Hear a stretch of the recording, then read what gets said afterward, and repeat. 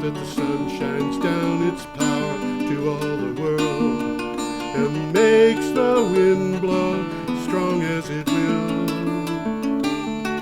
So lovely earth can stay lovely still. Hello, ladies and gentlemen. This is Energy Week with George Harvey and the famous Tom Fennell, who is not here today. Sorry about that. Today is rather stormy weather. And I advised Tom after walking in that perhaps he shouldn't be here because he was going to walk in but decided the snow on the ice is just too slippery. Every day I get up early. Today I was actually up before 3. Today being the 9th of February. Every day I get up early and I look at the news, find out what's going on in regards to energy and climate change, and I assemble 10 to 15 news items, each of 50 or 55 words, a synopsis of a news article with a link to the original article in the press, and I put that at my blog, geoharvey.com. And if you go to geoharvey.com, geoharvey.com, there is a calendar there. I will try to keep track of the dates of the articles that I read, so you can so you can get to them and read them yourselves. Sorry about all that. I'm doing my own engineering today, so I have more mice than I'm accustomed to dealing with. Anyway, we are starting out on February 2nd, which is a week ago today on Thursday, and the first article is from The Guardian. And it is an opinion piece entitled "Surge in Electric Cars May Blindside Big Oil."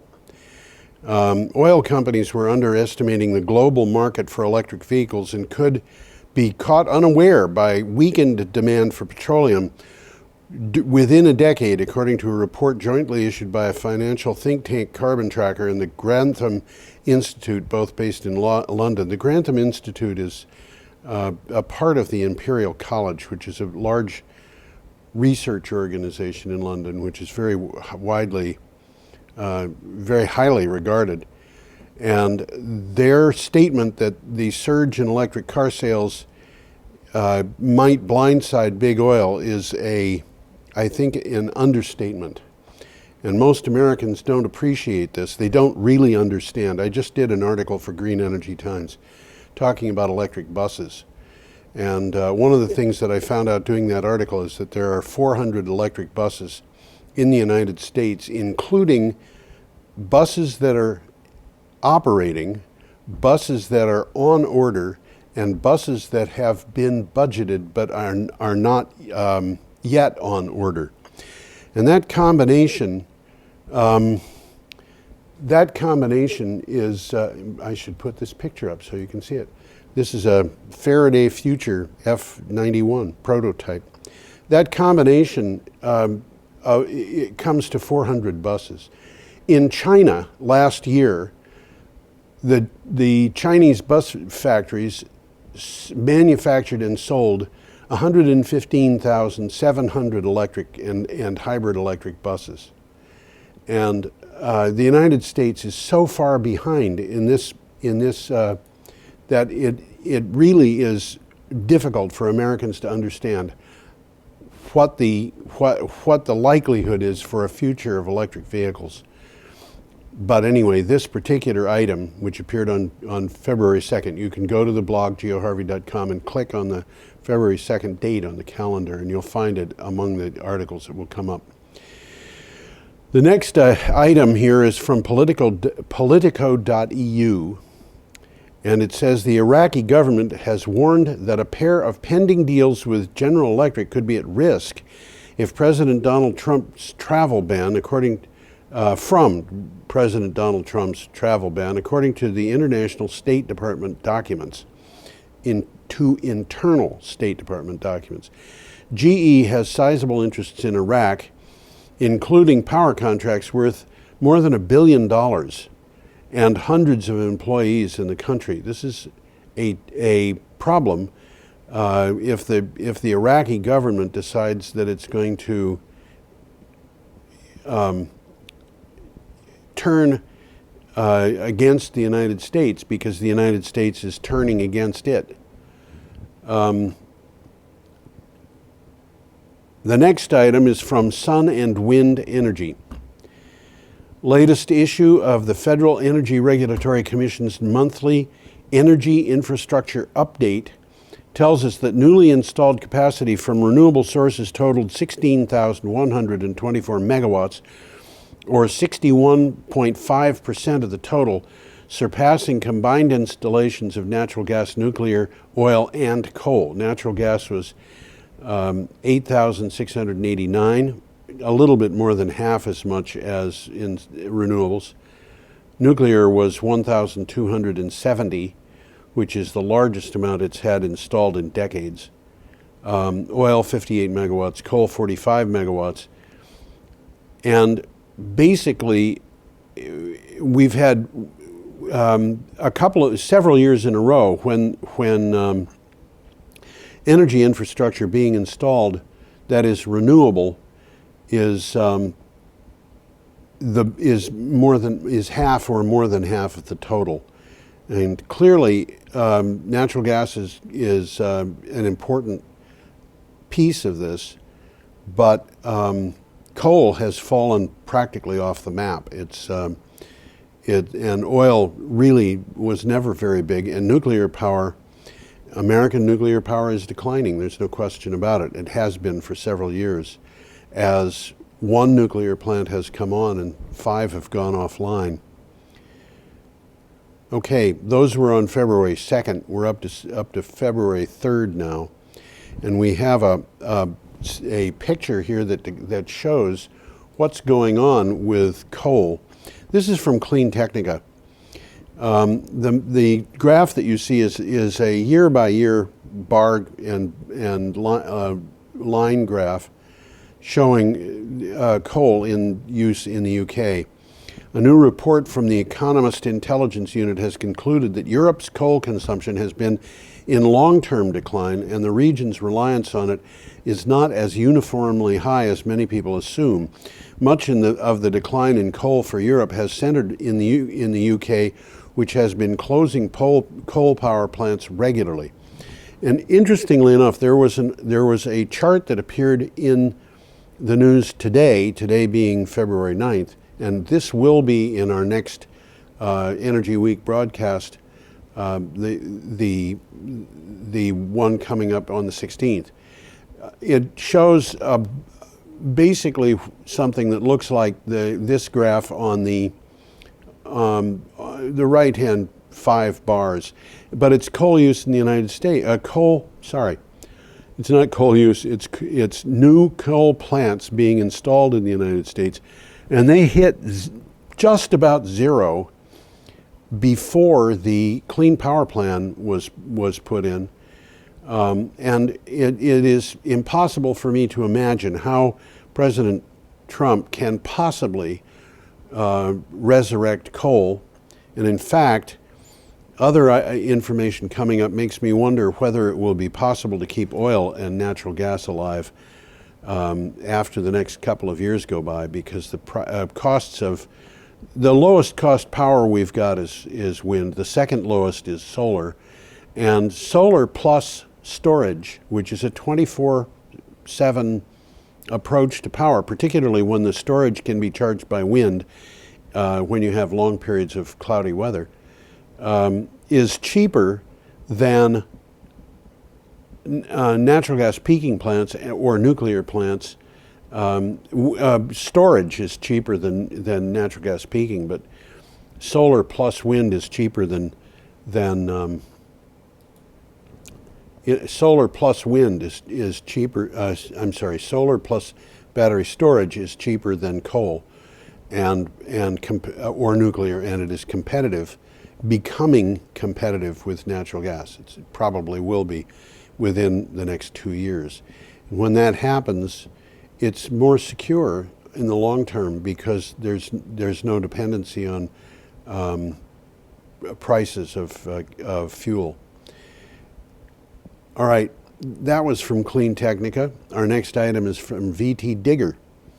A fund meant to spur Vermont's small-scale renewable energy standards will expire by 2018 unless legislators find another source of revenue, according to a legislative report published this month.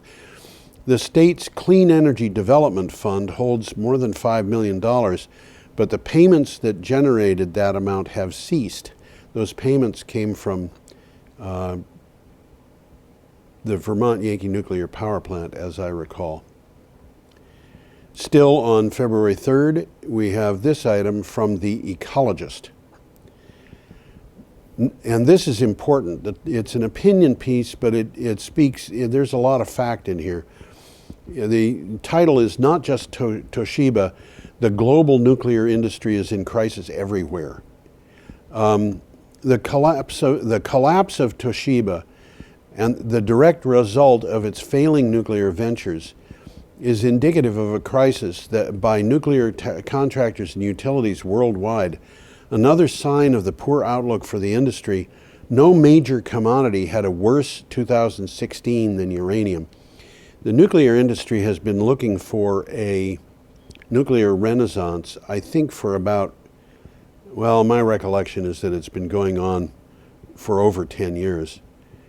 And the problem with the nuclear renaissance, as I see it, is that it's dependent on the idea that nuclear power is inexpensive. But it is not. In fact, it is less expensive than coal, but more expensive than almost anything else that provides large amounts of power. And that's a problem for the nuclear industry. What happened here, the collapse of Toshiba that they're talking about, has to do with the fact that the new reactors that have been designed by Westinghouse and which are being installed in various parts of the world have proven to be much more expensive to install than anybody thought they would. Toshiba, several years ago, bought all of the Westinghouse nuclear technology. And I don't recall, they may have bought all of Westinghouse. I just don't remember. But they did buy all of the Westinghouse technology, and they have been putting an effort into building nuclear power plants using the Westinghouse technology. There are 4 such plants that are under construction in the United States. But the costs of the plants have gone much higher than they anticipated, and the result of that is that they lost billions of dollars, and basically about 10 days ago announced that they were going out of the nuclear business. So Westinghouse Nuclear is just going out of business. And this article refers to the fact that this is not an isolated circumstance for Toshiba and Westinghouse. This is for all of the nuclear industry worldwide, possibly with the exception of the Russian nuclear industry, because they're acting like they don't have to take responsibility for a lot of things that Americans do. But anyway, that is from The Ecologist. So we're up to Saturday, February 4th, and we have an item here that has a photograph that I want to bring up on the screen. There we go. Solar power in New Mexico. That is what that is. This is from Utility Dive, February 4th, Saturday. Two Democratic senators in the New Mexico Senate have proposed a dramatic expansion of the state's renewable portfolio standards to 80% by 2040 from its current goal of 20% by 2020. The state would then be among the most aggressive on carbon emissions. Hawaii is targeting 90% renewables by 2045. California wants to reach 50% by 2030, and of course Vermont wants to reach 90% by 2050. This represents a problem for the people who have put Donald Trump and the Republicans into Congress, because what is happening here is that the aggressive attempt to reduce carbon emissions has been tantamount to an aggressive attempt to move away from the use of carbon fuels. And the Republican Party in Congress has been fueled, has been paid for by the carbon industry. The Heritage Foundation, I believe it was the Heritage Foundation, said that, no, it was the State Policy Network. I think it was the State Policy Network, said it was going to put almost $1 billion into the election. And I believe in the end they did support Donald Trump, but they put most of their effort into trying to take over the Congress, which they succeeded in doing. And getting their own people into Congress in a majority position.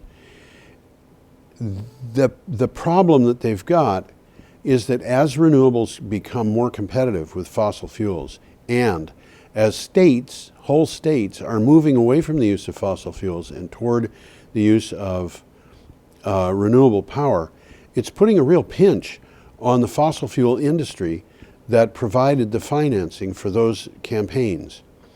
And so that, climate change, the various things that will happen in the future, I think are really going to put a pinch into the resources that the Republicans have for their political campaigns in the future. I think what we're seeing in Congress right now is, as they say, their last hurrah.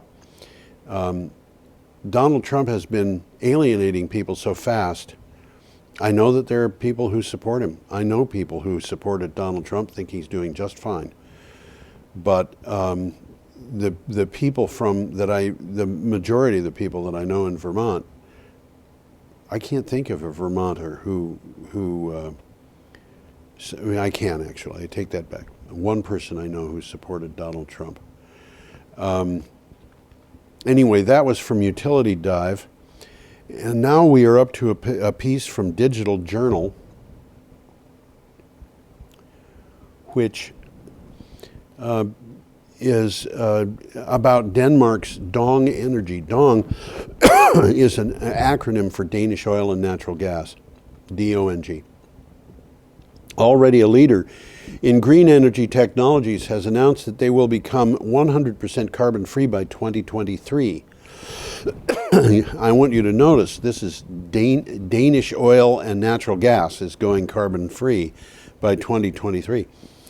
Dong Energy had ditched oil and gas last year.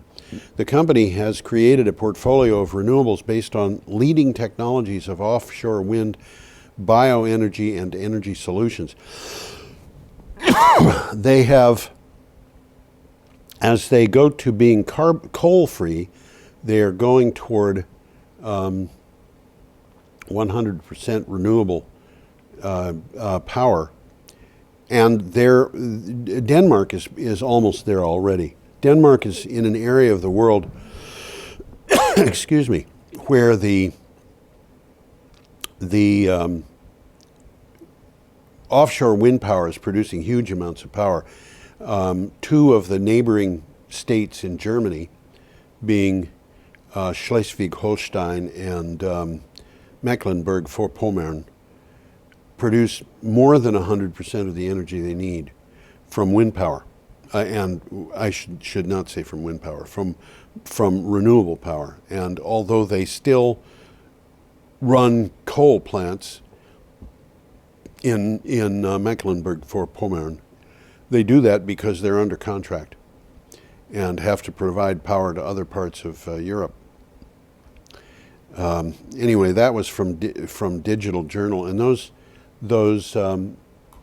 wind turbines are listed here as a wind farm in Copenhagen.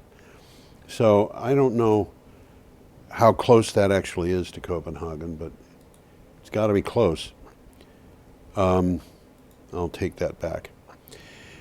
Okay, next, and we are still on February 4th, a group of U.S. senators from western states with wind power resources has reintroduced the Public Lands Renewable Energy Development Act, S-282. This is a bipartisan piece of legislation which works on an all-of-the-above energy strategy by simplifying the permitting process for wind power, solar power, and geothermal power on public lands. And it is of interest to me that there is a significant support for renewable power among Republican senators and representatives from California, Oregon, Washington, and most or possibly all of the states in the Midwest, where Iowa, for example, upwards of a third of all of the electricity that is being generated in Iowa is from wind power. And the senators there are well aware of that. And in addition to that, you have large factories in places like Nebraska. I don't think of Nebraska as a place for factories necessarily, but there are large factories in Nebraska that manufacture components for wind turbines. That report was from Wind Power Engineering on February 4th. We are up to Sunday, February 5th, and I have an item here from the Daily Star.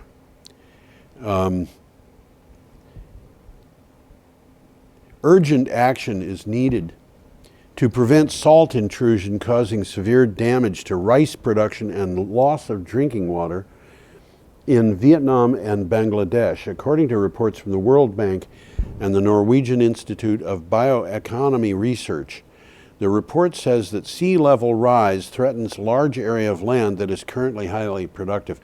What's happening here is that as the sea level rises, the rice don't mind being swamped by water, but they sure do. It sure does mind being swamped by salt water, and that salt water leaves behind salt when it goes back down. So the result of that is that there are large pieces of land, and I'm not sure that this is one of them, but it does kind of illustrate the problem. There are large pieces of land that are currently used for production of agricultural products in Southeast Asia and Southern Asia that could go out of production very rapidly because of climate change. And I should mention the evidence of climate change is overwhelming. To deny this, you really have to put your head in the sand. We are in a situation where we're experiencing a process called sunny day flooding in many cities in the United States. Miami being the clearest example. Spring tides are the tides that occur when the moon is either full or new. And those spring tides are the highest tides that happen during the course of a month. And we've got to a point where some cities like Miami are being flooded with spring tides regularly, every other week, as the water comes up through drainage systems that were installed with the understanding that there was going to be a maximum high tide, and anything above that was a very unusual event. Well, the water is coming back through them and flooding the streets. And the reason for this is partly because ice is melting at the poles, and partly because the oceans are warming and expanding as a result of that. But it means that for the city of Miami, they're having to put in flood controls that they never anticipated because nobody expected climate change. And those flood controls are costing the city of Miami almost $500 million. And the expectation is that they will be good for 35 years. That's the hope. But flooding is a serious problem in the United States.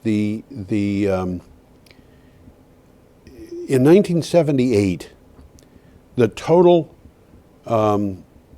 premiums paid for flood insurance in this country amounted to something over $81 million, as I recall. It was less than 82. And inflation since that time has multiplied costs by 3.6 from 1978 to 2017. Population might have gone up 50%, I'm not sure, but if it has, then you would expect the combination of those to increase costs for insurance premiums by a factor of about 5.6 to 6. And there was a flood insurance reform act in 2004 that sought to reduce premiums, and it was based on the observation that 1% of the insured properties were producing 30% of the claims. So what they did was they passed a law saying if a property had 2 claims above $1,000, it would no longer qualify for insurance unless there was remediation, such as the remediation that's going on in Miami. You would have expected a maximum of about a factor of 6 in the increase in costs for flood insurance. But it didn't increase a maximum by a factor of 6. It increased by a factor of 40, actually over 40. And the reason is because we are having worse, more destructive, and more frequent storms. Matthew, Sandy, Irene, Katrina, Ike. A no-name flood in Louisiana last year. A parish in Louisiana is about what a county is in other places. And one of the parishes, the overwhelming majority of homes were flooded out, but only 1% of them had flood insurance. And of the damaged houses in a flood, approximately 10% have insurance. So the increase in premiums to $3.3 billion per year reflects an amount of destruction which has increased by that amount, and but that's only about 10% of the cost of those floods. This is storm-related floods, and so we could assume that climate change, which has driven that, is costing the United States economy upwards of $30 billion a year just for flood insurance. Payouts, just for floods and the destruction done by floods. But drought is another problem. And that just is the beginning of the whole thing. We have to change port facilities because the ocean is rising. We have greater and greater impetus to protect cities such as New York, and that has not been figured out. But that's going to be, if they're going to protect New York, it's going to be many billions of dollars. And it's hard to imagine that they're not going to protect New York. But the estimate is around New Orleans, the areas outside the levee system will probably have to be evacuated within 25 years. So we've got a problem on our hands, and saying climate change is not happening, or we can't do anything about it, is just ignoring reality. And by the way, when Barack Obama said 97% of scientists agreed that human-caused climate change was happening, that was old data.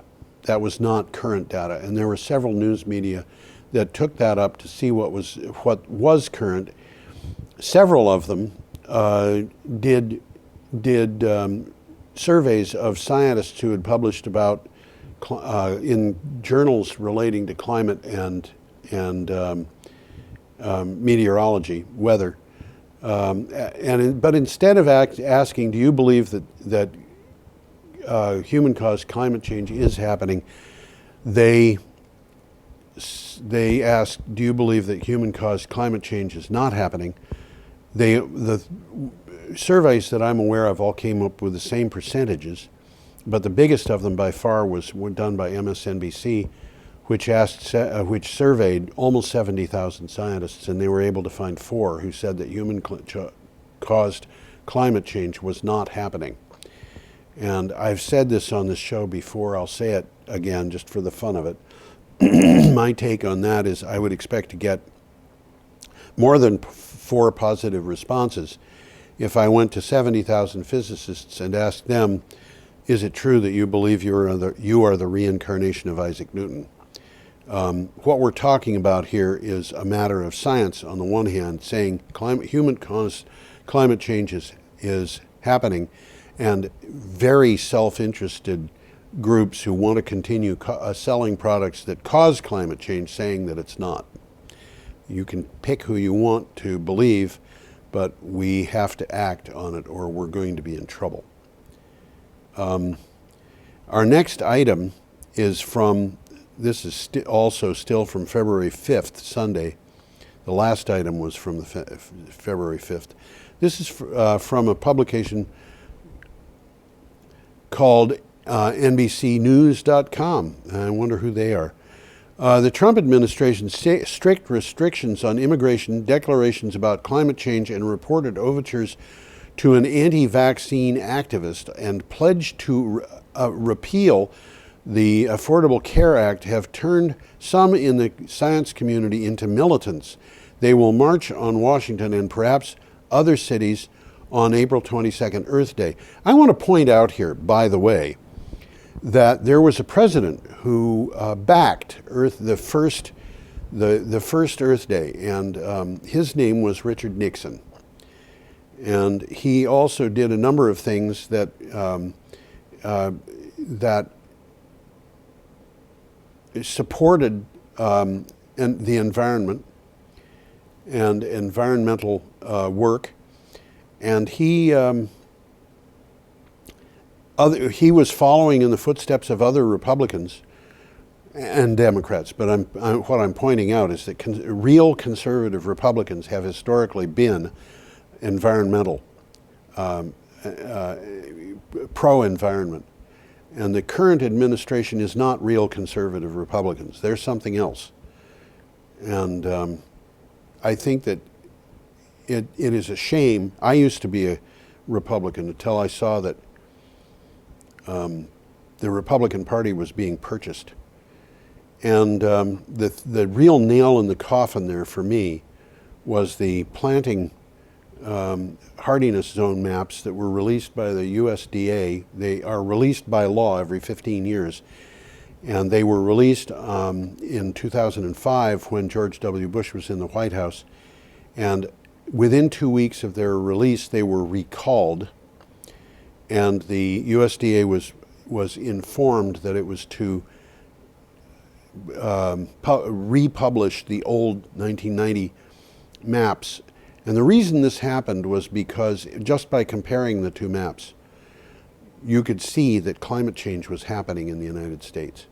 People don't, and about the looking at the maps, you can't come to a conclusion that the coldest night, the temperature on the coldest night of the winter, on average, had gone up about 5 degrees across the country. And that is the kind of change that brings in, it allows deer ticks to survive, bringing us in Vermont Lyme disease, which we never had before. It allows winter ticks to survive, and they are killing off 70% of the moose calves born in Maine and New Hampshire because they don't know how to groom themselves, because they have not lived in their evolutionary past in areas where ticks have been, and so moose populations are down. The moose population in Vermont is not down anywhere near as badly as it is in New Hampshire and Maine. In Vermont, we still have 44% of the population that we had 15 years ago. But these are just woolly adulgents. They would not survive in this area if the winter temperatures were a little bit colder. And they have been progressively moving north over the last 30 years. They are an invasive species, but they are able to survive when the winter temperatures are warmer. And they live in every community in Windham County, I think in Bennington County, and those are the hemlock woolly adelgids, which just strip whole stands of hemlocks bare. The balsam woolly adelgids, which will kill whole forests of other kinds of conifers, are in every county in Vermont, and they're just holding off because the winter temperatures are too cold. The ones that survive are the ones that get into the cracks in the bark very close to the ground and are covered by the snow in the winter. Okay, we are up to an article that appeared in Carbon Brief, and I got it into the blog on February 5th.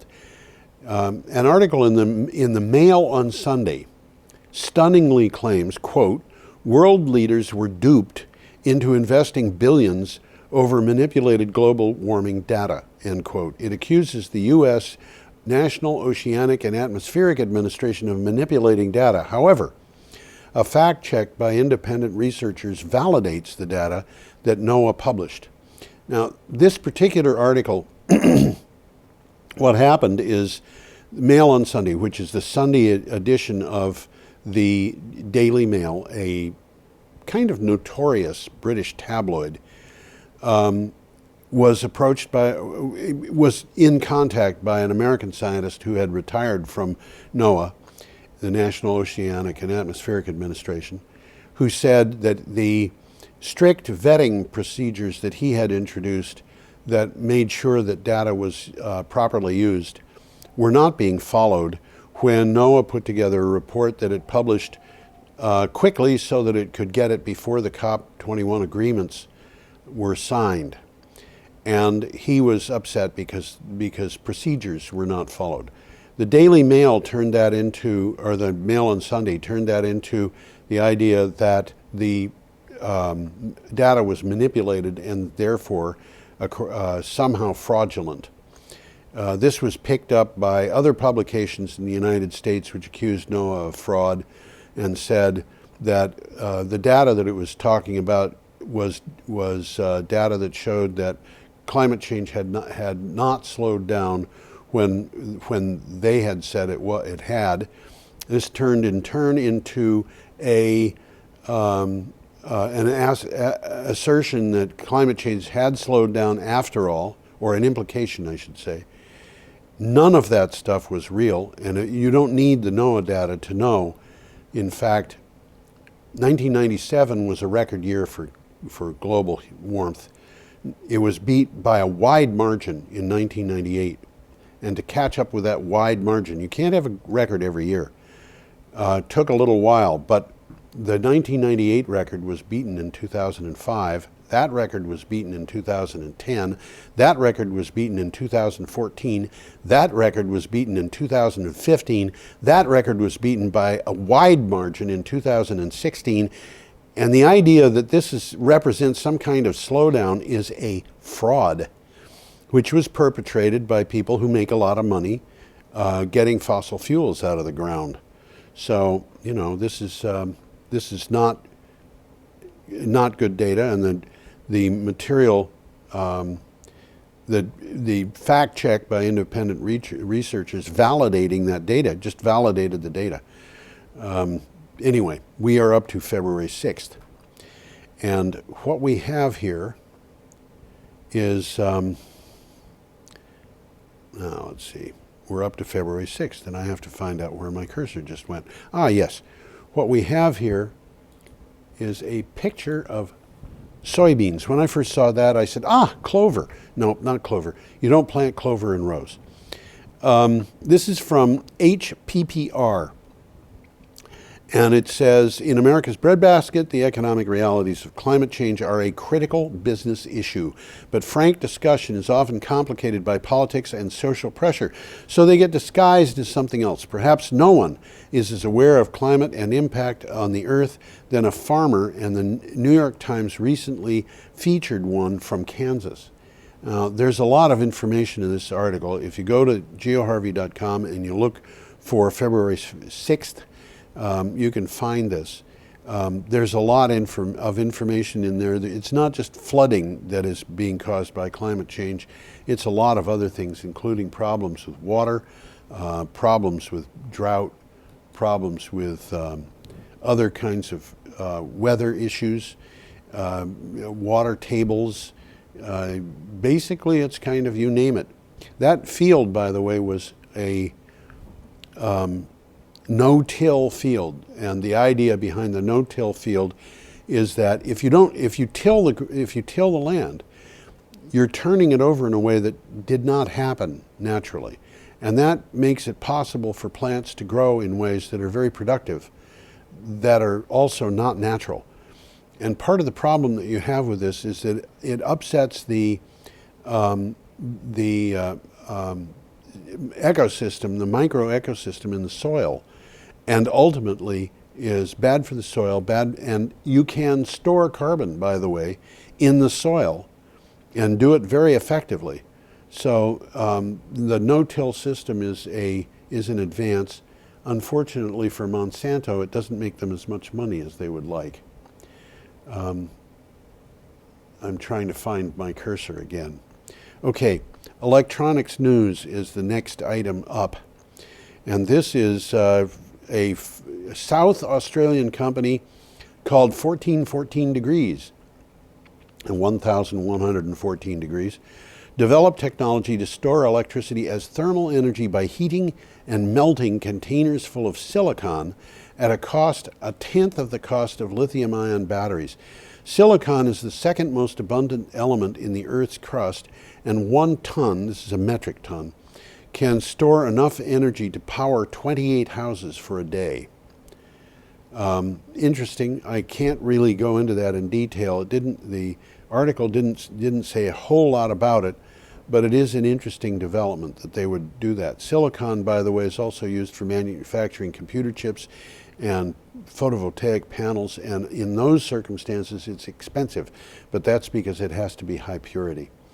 Our next item comes from New Economy, and this is these are Australian wind turbines, and the Australian Energy Market Operator said it's confident that adjustments made to wind farm software will prevent the South Australia blackout from being repeated.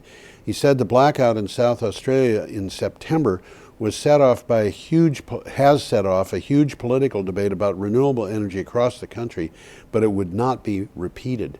And what happened there was several wind farms stopped producing power. Well, they didn't stop producing power. What happened was they turned off because the wind was too high, and the transmission lines were downed in a dozen places. I don't remember the exact number, but it was a bunch of places, because they were hit by tornadoes, which crumpled the masts. And of course, it took quite a while to get that part of the grid back in operation. It was basically the entire grid for South Australia. So we are up to Tuesday, February 7th, and this is an interesting picture. I want to get this up.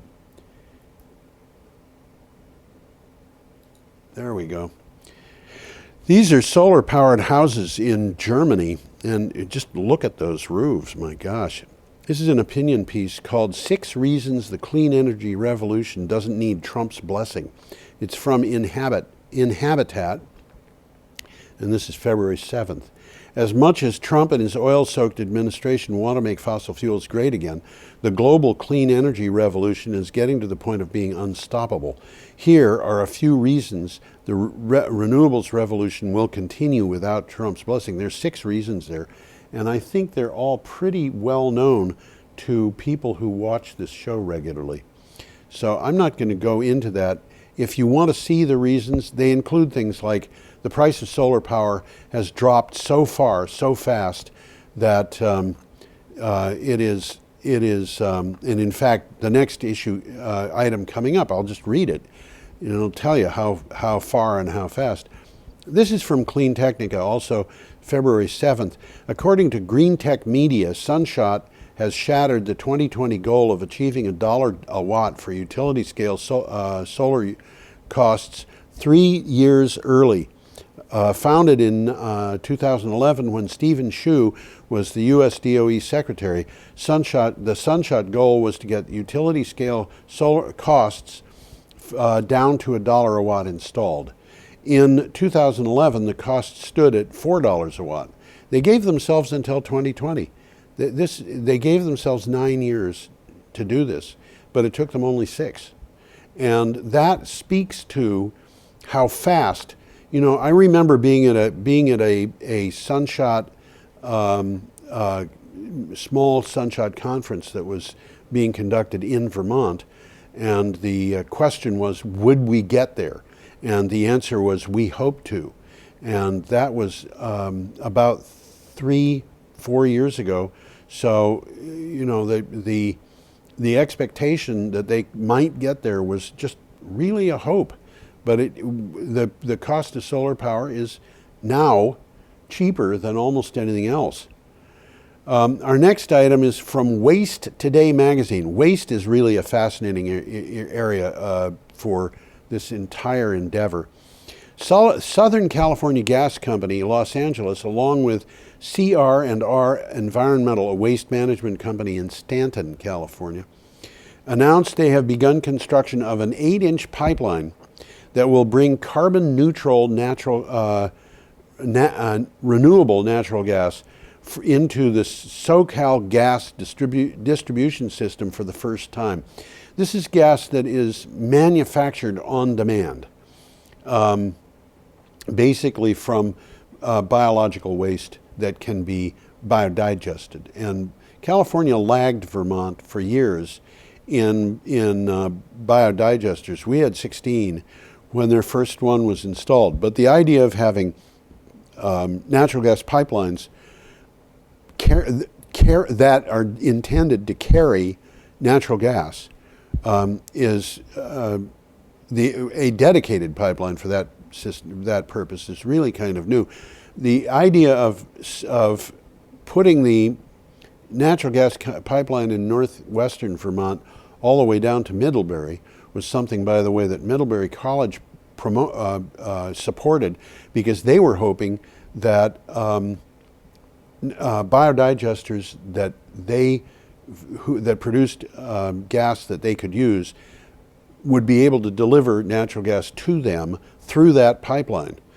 And that would mean that they would avoid carrying the gas in trucks, which is not an efficient way to deliver something as light as gas. Anyway, we are now up to Wednesday, February 8th. And the picture that we have here is from Beloit College Roundtable. The Swedish city of Malmö is one of the greenest in Europe. Västra Hamnen, I'm sorry, I don't pronounce Swedish, district uses 100% renewable energy for power and heat. It is climate neutral with absolutely no carbon emissions. The area has an extensive bike trails and a public bus system that runs entirely on biogas, the stuff I was just talking about, a methane-based alternative to gasoline. And it's interesting to look at that and think, those houses with all those solar panels on the roofs are way far north. That is in Sweden.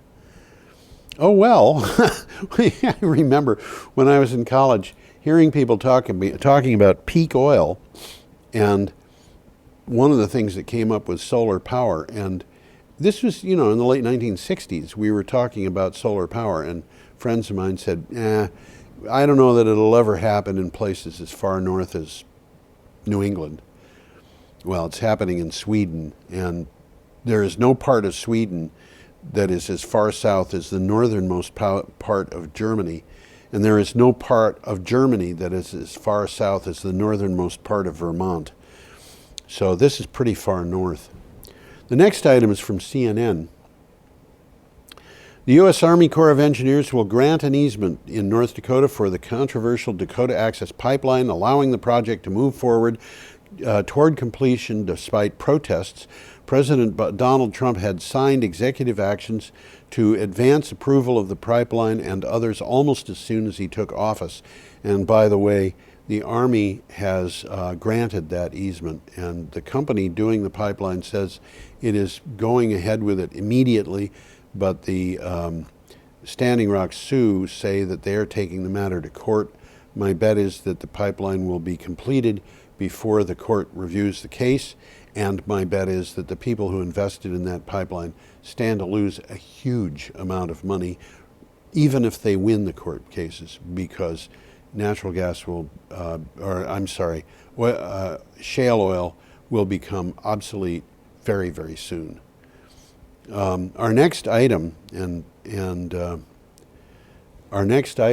I should put this picture up, which is kind of depressing looking. This is from Voice of America. You remember Voice of America? Really patriotic system. With former Secretary of State Jim Baker leading. Remember Jim Baker, Secretary of State? A group of Republican senior statesmen are pushing for a carbon tax to combat the effects of climate change. In a Wall Street Journal opinion piece, they argued, quote, "There is mounting evidence of problems with atmosphere that are growing too compelling to ignore," end quote. And I got news for you. They are growing too compelling to ignore. And you know, Ronald Reagan had an approach to a problem similar to this, but on a much smaller scale, which was the evidence that there was a hole in the ozone layer over Antarctica. And he said basically that he didn't know whether to believe that it was there or not, that it was or that it was caused by the chemicals that environmentalists said were causing it. But he wanted to take a cautious approach and protect the environment. That was Ronald Reagan. What happened to the Republican Party? I think it left its actual supporters and allowed them, the people of this country, to be, quite frankly, conned. The political system is now under the control of advertising agents, I think, much to my chagrin. Okay, our last item came from vtdigger.org. Vermont Electric Cooperative announced its 2017 Energy Transformation Program.